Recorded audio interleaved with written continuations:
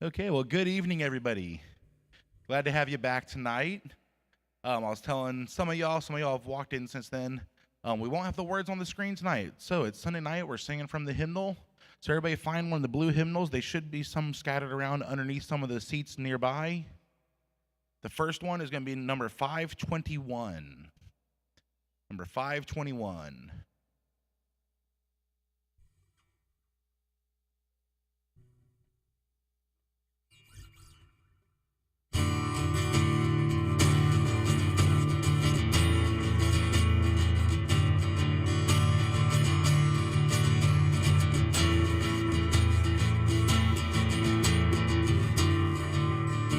Encamped along the hills of life, ye Christian soldiers rise, and press the battle ere the night shall veil the glowing skies. Against the foe in veils below, let all our strength be hurled. Faith is the victory we know that overcomes the world. Oh, faith is the victory. Faith is the victory. Oh, glorious victory that overcomes the world. His banner over us is love, our sword, the word of God. We tread the road, the saints above, with shouts of triumph trod. By faith and like a whirlwind swept on o'er every field. Then faith by which they conquered death, still our shining shield. Oh, faith is the victory. Faith is the victory. Oh, glorious victory that overcomes the world. To him that overcomes the foe, wide raiment shall begin. Before the angels he shall know his name confessed in heaven. Then onward from the hills of life, our hearts with love aflame will vanquish all the host of night in Jesus' conquering name. Oh, faith is the victory. Faith is the victory. Oh, glorious victory that overcomes the world. The next one we're doing for John tonight because he's not here. Number 230. So John, if you're watching online, this one's for you. It's his favorite, and we haven't sang it in a while. I was like, you know what? Just because he's skipping out tonight, something to do with his son breaking his leg or something like that. Yeah, for anybody that didn't know, Joey did get in a little scooter accident yesterday and apparently banged up his leg pretty good. So he's got a full-length leg splint on right now. So definitely could use our prayers because I'm sure in a day or two he's going to be driving mom and dad crazy stuck at home. Number 230, though, is the next song.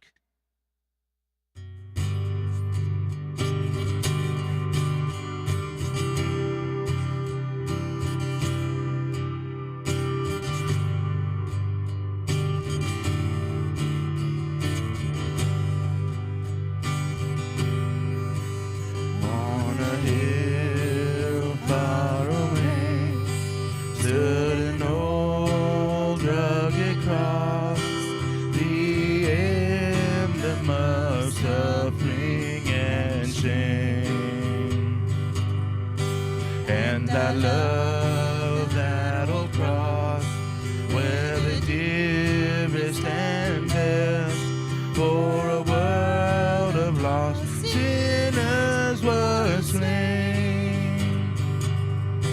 So I'll cherish the old rugged cross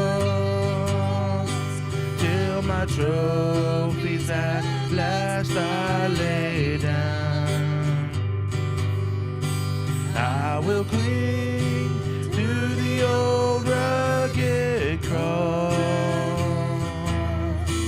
and exchange it someday for a crown. Oh, the old rugged cross, so despised by the world, as a wondrous attraction for me. For the dear Lamb of God left his glory above to bear it to dark Calvary. So I'll cherish the old rugged cross till my trophies at last I lay down. I will cling to the old rugged cross and exchange it someday for a crown. In the old rugged cross, stained with blood so divine, a wondrous beauty I see. For 'twas on that cross Jesus suffered and died to pardon and sanctify me. So I'll cherish the old rugged cross till my trophies at last I lay down. I will cling to the old rugged cross and exchange it someday for a crown. To the old rugged cross I will ever be true, its shame and reproach gladly bear. Then he'll call me someday to my home far away, where his glory forever I'll share. So I'll cherish the old rugged cross till my trophies at last I lay down. I will cling to the old rugged cross and exchange it someday for a crown. Amen.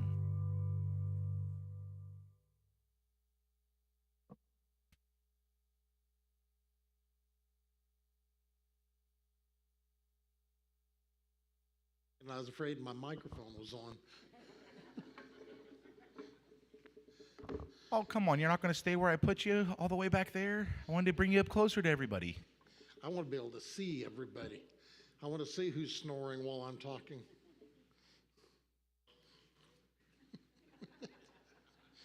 I didn't say I wanted to hear it. I said I wanted to see. Hope everyone had a good afternoon. Before we get into it, tomorrow our family has what? How many years is this, Ryan? This is our 33rd annual putt-putt golf tournament in Bella Vista. For 33 years, we've got together. Sometimes there's 15 of us, sometimes there's 40 of us. But we have a trophy that has the winners from it from every year engraved. And Ryan, my oldest son, he's the one in charge of the trophy. Is it strapped in?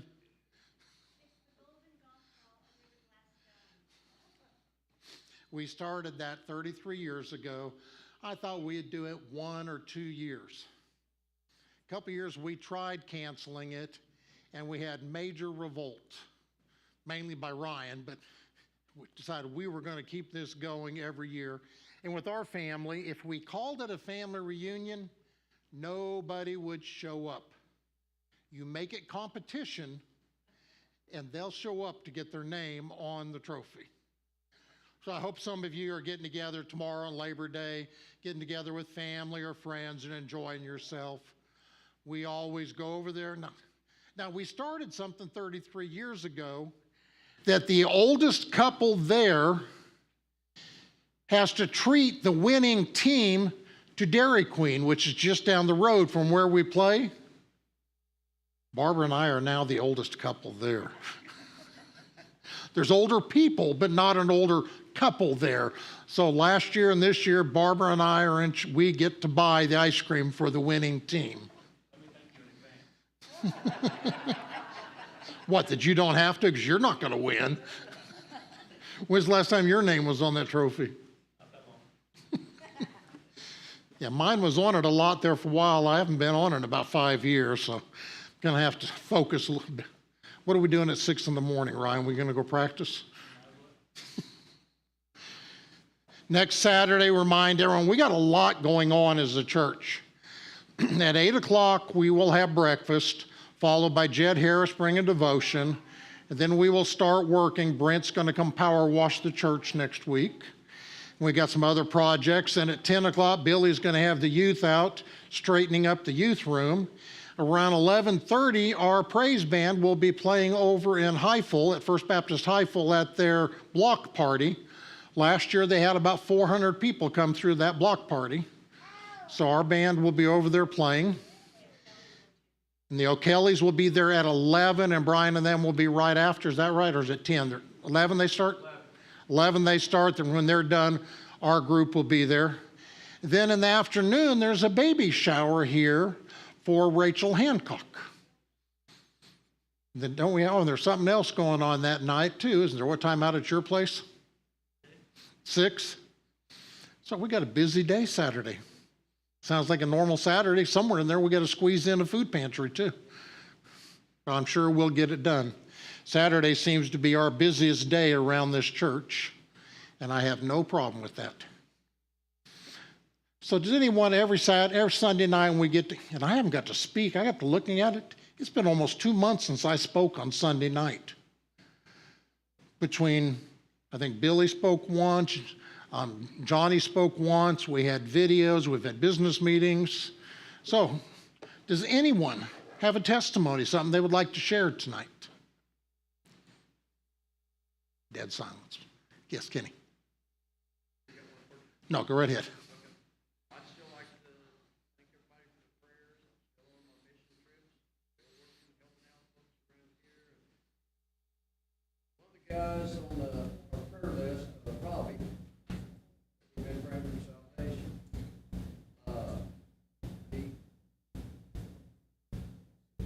Anyway, I got connected with him. I haven't seen him come by the house. He lost his job at Gates here a while back. And he told me that he had to cancel his appointment for O'Kelly and everybody gets picked up things. I said, let me see what I can work out. So I called Doug, visited me Friday, and told him the situation. I said, I've got wood I can trade if you can help him out. He said, have him call, make an appointment. So God still used me to help reach out and help others. And yeah, I got to slow down on the wood for a while because it's cold weather. It kind of took a toll on me, but you know, God still used me. And then yesterday I got up the food pantry, picked up some food, and picked some different ones. And one of the guys told me that, you know, he needed help. And I said, go to the food pantry, get help. He was here this morning. So, you know, me getting out there and getting connected with folks, got something indoors. The devil don't fight. Not at all. I Thank you just for thank the doing Lord for how He still using me, and I'm waiting for cooler weather to go back and make a big old circle and check on the ones and pray for them and see how the progress is going. I think we're all waiting for cooler morning. The look on both their faces that were baptized. Isn't that great? Danny was so funny coming up out of the water. We went back and listened to the recording, and I didn't remember hearing him hoot and holler when he first came up, but he did. So did Emily, but just because when I dunked her, she said the water was cold. Thank you, Kenny, for all you're doing. Anyone else have anything they want to share? Okay, I'm going to continue. I started Hebrews chapter 11 a couple months ago. And we will mainly be down in starting in verse 20. Yeah, verse 20, but let me just review real quickly. Hebrews chapter 11, verse 1 says, "Now faith is the substance of things hoped for, the evidence of things not seen." There's examples of faith throughout the Old Testament with Noah, well, just all the patriarchs, how they lived by faith. They didn't have Jesus yet. They were still living on faith of a Savior coming, faith that they would be loved, faith that they would be accepted. And that's what they lived on. In verse 8, it says, "By faith Abraham, when he was called, obeyed and set out for a place that he was going to receive as an inheritance. He went out even though he did not know where he was going." I want you to picture what that is. Abraham had a big ranch, a lot of animals, a lot of land, a lot of employees. And God said, "Get ready to go, I'm sending you." And Abraham packed up not knowing where he was going. Now, most of the women here, if they were like Barbara, they'd be upset because they wouldn't know am I supposed to bring a coat? Am I supposed to bring winter clothes, summer clothes? Abraham said, "Just pack up, get ready to go." Or God told Abraham, "Pack up, get ready to go." And he did it. I went into a meeting back when I was with Walmart on a Friday morning. I had got home the previous Saturday from South America. I went in a meeting on Friday and they said in that meeting, "Oh, you're going back tomorrow to Brazil." I had less than 24 hours to go home, get everything ready, get packed to go back to Brazil. Luckily, I was used to that from Walmart, so I was already halfway packed and ready to go. But Abraham took off and did what he was told.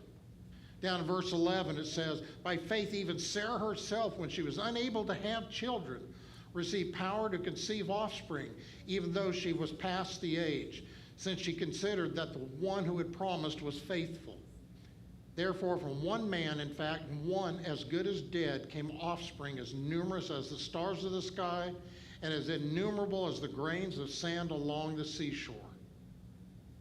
These all died in faith, although they had not received the things that were promised, but they saw them from a distance and greeted them and confessed they were foreigners and temporary residents on the earth. Now those who say such things make it clear that they are seeking a homeland. If they were thinking about where they came from, they would have had an opportunity to return, but they now desire a better place, a heavenly one. Therefore, God is not ashamed to be called their God, for he has prepared a city for them." Again, we went through all that a few weeks ago, but I just want to remind you, faith, something we say a lot, and we know we're saved by faith. But a lot of people will say, "Well, I just have a little faith." You either have faith in God or you don't have faith. Abraham didn't say he had a little bit of faith in God. He didn't say, "I'll pack up my winter clothes, I'll leave the others till you tell me where I'm going." He didn't say, "I'll wait till you show me." He got ready to go and went. Faith, when you sit in that chair, you had faith that I hadn't cut one of the legs off. Faith, you either have it or you don't. The patriarchs saw complete fulfillment of God's promises, but they saw it from afar off. What's that mean? They didn't see Jesus. They didn't see all the fulfillment of the promises. They didn't see what was coming. But they had faith that all these promises, all this prophecy was going to happen. I want you to stop about that right now. What's going on in the world is absolutely crazy, isn't it? Did you ever think you would see our country where we are? I wish I was still riding a motorcycle right now. In Aurora, Colorado, there has been a gang from South America that's taken over a bunch of apartment complexes. All the Hells Angels in America are heading to Aurora, Colorado right now to take care of that. If the police or government doesn't take care of it before they get there, that may get ugly. Isn't that a shame that that has to happen in our country? But that's where we're at right now because we turned our back on God. But we should, as Christians, should have faith that we know how it ends. We've read the end of the book. We know what's coming. None of this should catch us off guard. It's disappointing. It's surprising that we actually are seeing. I think most of us think that, yeah, it's coming, but that'll be a couple more years. We're seeing the fulfillment of prophecy right in front of us. Again, I'll remind you, Christ could return right now. He may not return for 100 years. I'm not going to stand up here and try to say he is coming. But we're seeing the table set for him to return and that for Christians to be out of here. Can you imagine what America would be right now if all of a sudden every Christian was gone, we were raptured out of here? There's already so much chaos here right now. What's going to be like without us? So be praying for our country. George Morrison was a great Scottish preacher. He said, the important thing is not what we live in, but what we look for. Not what's going on right now. What are we looking forward to? What is going to happen? So if you want to jump down to verse 20, it says, by faith Isaac blessed Jacob and Esau concerning the things to come. And I'll stop there just for a minute. Jacob, Esau, two brothers. And we're told that it tells us Isaac loved Jacob. It also says he didn't necessarily love Esau. Why? It's a tough question, really, isn't it? Because Jacob was the liar. Jacob was the one that tricked his brother, wasn't it? Which one put value in their inheritance? Which one put value into what was coming? That was Jacob. Esau sold his heritage, sold his everything for a bowl of food. Tells you how much value he had and how much faith he had in God. But in the last days, Isaac still blessed him, and Jacob and Esau both ended up still having great lives with great influence on the world. Verse 21, by faith, Jacob, when he was dying, blessed each of the sons of Joseph, and he worshiped leaning on top of his staff. By faith, Joseph, as he was nearing the end of his life, mentioned the exodus of the Israelites and gave instruction concerning his bones. Boy, if anyone had faith and maybe had reason not to, was Joseph. Think about it. His own brothers despised him and were jealous of him so much. What did they do? First of all, threw him in a pit, kept him there while they were trying to figure out what to do. Then they sold him to a caravan that was heading to Egypt. He got to Egypt and he was betrayed even when he was thrown in jail. But he never lacked in faith for God because he knew what was meant for evil, God would use for good. He knew good was going to come out of it. And I think we all need to remember that. Like I said, I love picking on Kenny, and tonight I'm not. I'm going to compliment. He goes through some rough times emotionally, tough times sometimes. But Kenny always knew coming through this that God was going to use him. He wasn't always sure where he was going to be used or how he was going to be used. He knew here at church we would pick on him and verbally abuse him all the time, but that's just because we love him. Or something like that, isn't it?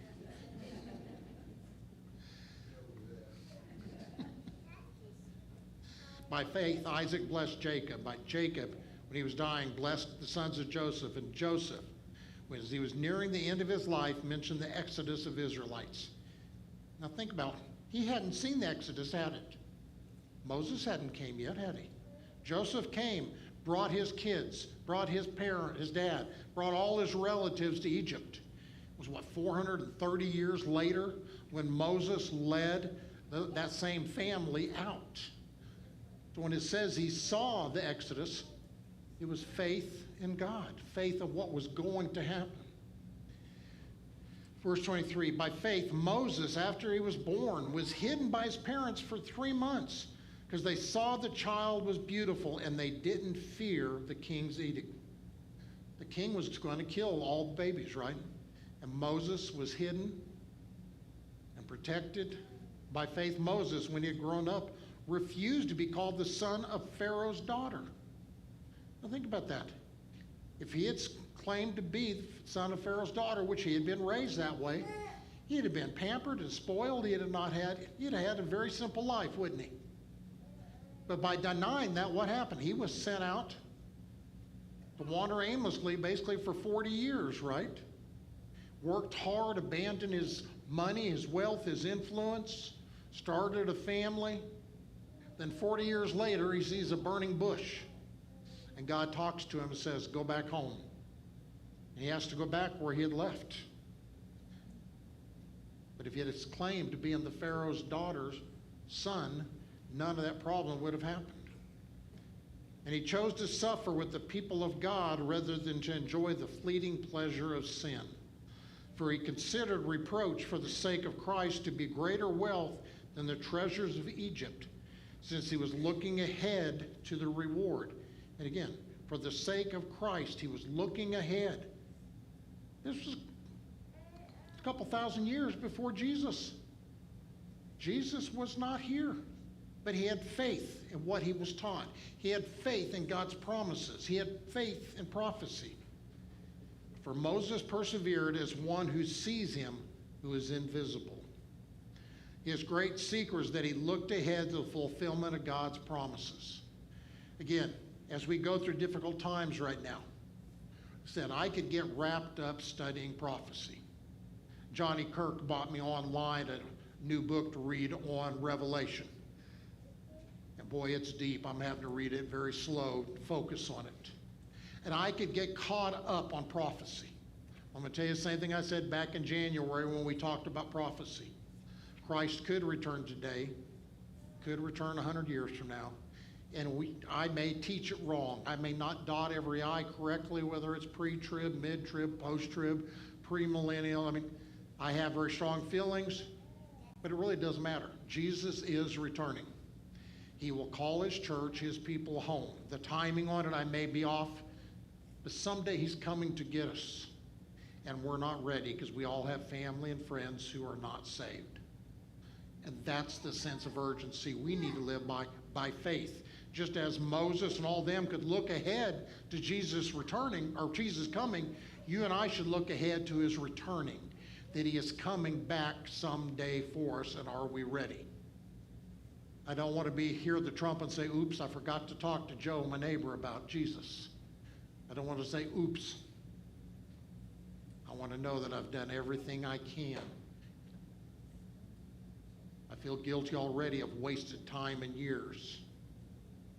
They're continuing in verse 28. By faith, he instituted the Passover and the sprinkling of blood, so that the destroyer of the firstborn might not touch the Israelites. We talked about that last week right before we had the Lord's Supper. By faith, they crossed the Red Sea as though they were on dry land. It wasn't as though, it says they walked on dry land. Can you imagine walking across there, how high the water, TV cartoons there, they make it look like it was 100 feet high. I don't know if it was 20 feet high, 200 feet high, but still you have water on both sides and you're walking on dry ground. Man, that was faith, wasn't it? I love the way a lot of the TV and different special effects, they'll make it look like a whale is swimming right by, or a shark, or different animals down there. But they walked on dry land from one side to the other. And when the Egyptians attempted to do this, they were drowned. The Egyptians had no promise, had no faith. They were just being obedient to a Pharaoh that was only faithful to himself. By faith, the walls of Jericho fell down after being marched around by the Israelites for 7 days. Okay, guys. How many of you in here were in the military, if any? Okay. Ryan was Army. Kenny, you were? Not Kenny. Sorry. Didn't mean to insult you and call you Kenny. Roger. We had 2 of you. Can you imagine your boss saying, I want you to go up and march around this city and not say a word today. Then we're going to do it again tomorrow, and the next day, and the next day. 6 days straight, you're just going to go up and march around this town. Isn't that kind of like digging a ditch, then filling it? What are we doing? Are we doing this just to learn? But they had faith. They did what they were told. That on the seventh day, the directions changed and down came the wall. By faith, they obeyed. They marched silently. On the seventh day, they found out why. By faith, Rahab, the prostitute, welcomed the spies in peace and didn't perish with those who disobeyed. Now, that's always been an interesting to me, because Rahab is not being taught right here as being a righteous person, was she? She was anything but. But she had faith that if she stuck by the Israelites, if she kept her word, they would keep their word, and her family would be saved. What more can I say? Time is too short for me to tell about Gideon and Barak and Samson and Jephthah and David and Samuel and the prophets, who by faith conquered kingdoms, administered justice, obtained promises, shut the mouths of lions, quenched the raging of fire, escaped the edge of the sword, gained strength in weakness, became mighty in battle, and put foreign armies to flight. Think about it. These were people of all kinds of different ages, temperament. They were shepherds, they were statesmen, they were prime ministers, psalmists, poets, prophets, women martyrs, but they all had trophies of faith. That's what this chapter 11 in Hebrews is all about, is the hall of faith. It's where we see a list. Verse 35, women received their dead, raised to life again. Other people were tortured, not accepting release so that they might gain a better resurrection. They waited for a better life that will come. Others experienced mocking, scourgings, as well as bonds and imprisonment. They were stoned, they were sawed in two, they died by the sword.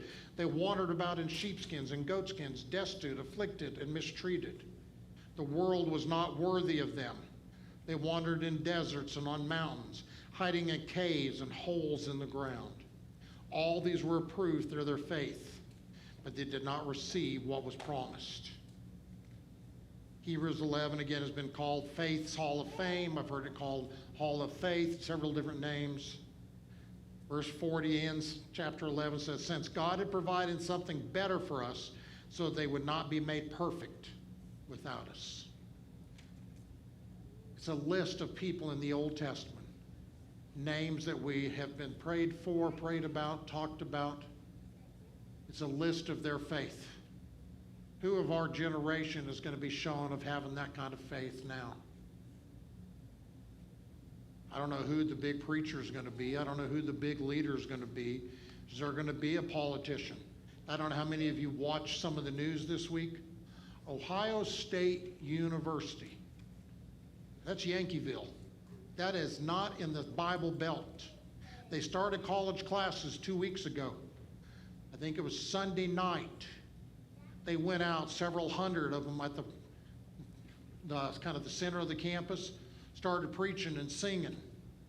By Monday night, there were thousands out there, and I've not heard a final count, but there were hundreds and hundreds of them saved and baptized. The leaders of the football team were out there every night sharing their testimony, sharing what God had done. A couple players that had graduated last year and gone on to lives, they had come back and were sharing. Now, if I hear of that in the South, I think, okay, we're in the Bible Belt. This is in the state of Ohio. Christians standing up on campus. All the weird, crazy stuff that's going on in this world, God is still alive and people's lives are being changed. People are being saved. I still believe before the rapture happens, we will see one last great revival. Billy Graham said the next great revival will come from the Native Americans, who we do a lot of work with. Billy Graham's quoted as saying that they will waken a sleeping giant, the Native Americans who were here before us. They will be the ones to lead this country to Christ.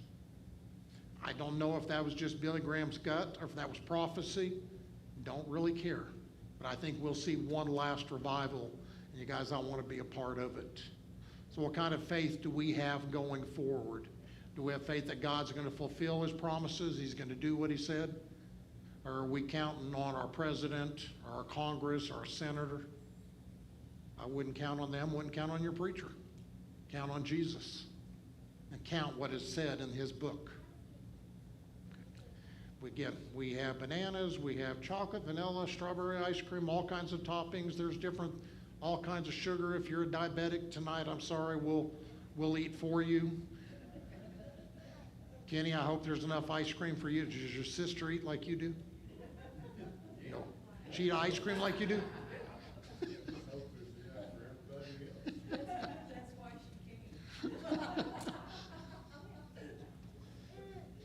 Kenny, will you close us in prayer and ask?